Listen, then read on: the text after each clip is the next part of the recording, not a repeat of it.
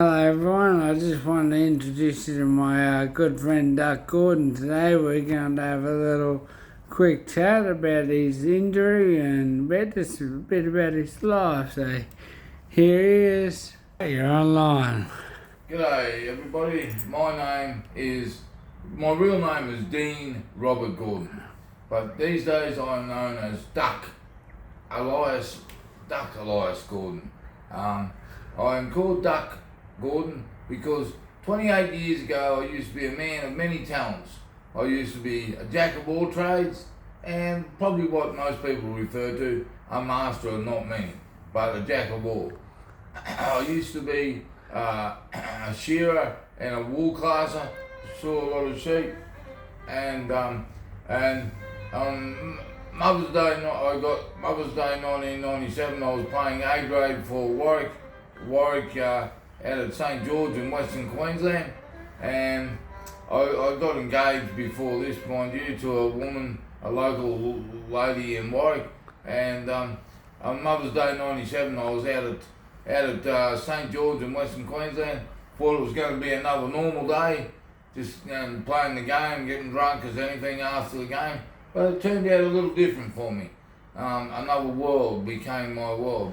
I was running with the ball, and my fiance and my good mate were out there the day on St George, and I ran with the ball and I got spirited so high, right into the air, straight down into my great big buff head, and I had headgear on, thank God, bit of padding, and they immediately called the game off, and they had to cut my jersey off with scissors, the jersey I was wearing, and they got fibrillators, things, and pumping things into me, and they called the helicopter in, they called the game off, of course, and they airlifted me down to the Royal Brisbane Hospital. This is on Mother's Day 97, the Royal Brisbane Hospital, and I spent 5 weeks in intensive care.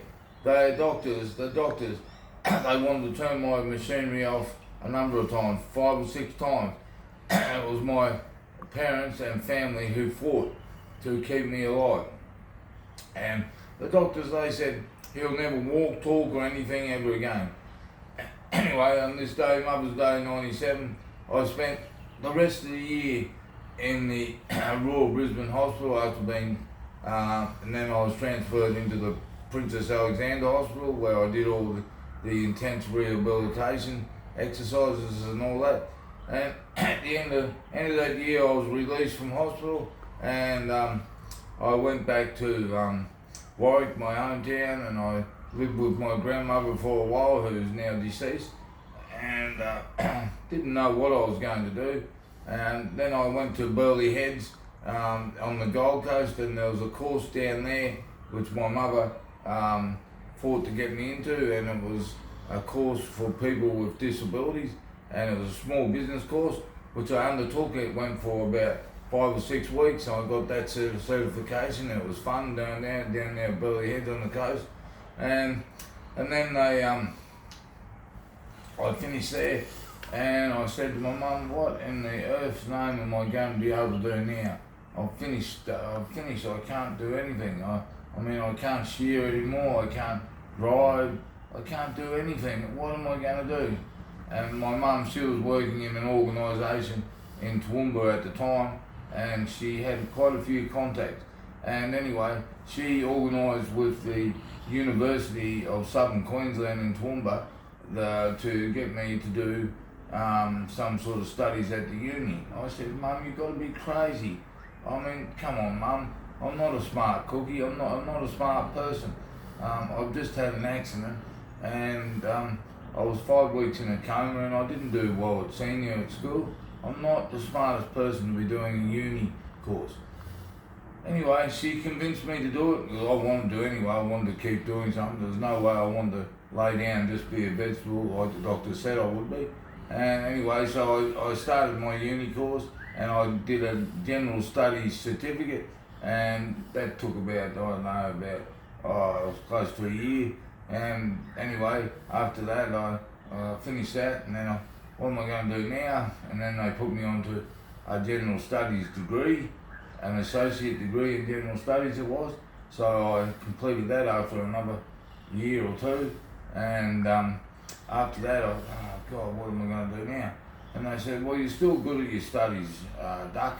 So why don't you take on something else, another degree? And I always liked dealing with people and talking to people and telling people about my accident and what happened to me. And so they said, what about a degree in human services? And yeah, okay, I'll give it a go. And so there were a couple of small courses in this human services degree on adult development and child development, and a few, and just growing up and all that sort of thing. So I ended up doing another degree there in this child, not child services, in human services, which covered a few different areas of life. And anyway, so I finished all this. I finished doing this, and this ended up being 5 degrees for me at university, and never thought possible. And I was out there for 20 years, the longest serving uni student, and I'm still friends. I still go out there every week and have a coffee and talk to some of the old people I used to know out there. But all these degrees, no, I don't work in an office or anything like that, but all these degrees through the help of God, I say, has been happening. I've been putting them to use, not in an office, but there's been one particular gentleman who handles my National Disability Insurance Scheme package, and he's been meeting my goals with me, and I've been going out to the homeless shelter and in Neil Street here in Toowoomba, where they feed the homeless and people who have been abused every Tuesday. And I talk to these people about life circumstances and never giving up, and just to keep on going. You can do it no matter how hurt you've been. Just don't give up. That is my key word here. Never give up. You can do it with a little bit of support and encouragement. You can do anything. There's one thing I know I cannot do again, even with all the encouragement, and that is getting in a car and driving myself. I rely on taxis. But anyway, I do this every Tuesday, this encouraging work, and then we have our other groups on Monday, which are for fun hours. They're called Duck and Joe's Fun Hour, and they're for people who have been suffering from depression and anxiety. And we have cups of coffee and play small games of bingo, no money involved, of course, and just have cake and coffee and encourage each other. It's called Duck and Joe's Fun Hour. We do this every Monday and Thursday at 11 o'clock till about 12:30.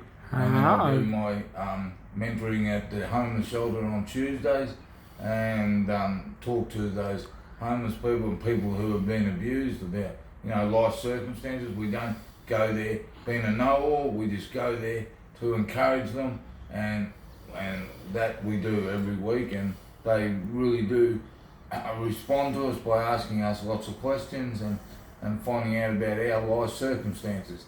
So that basically sums up what I am doing.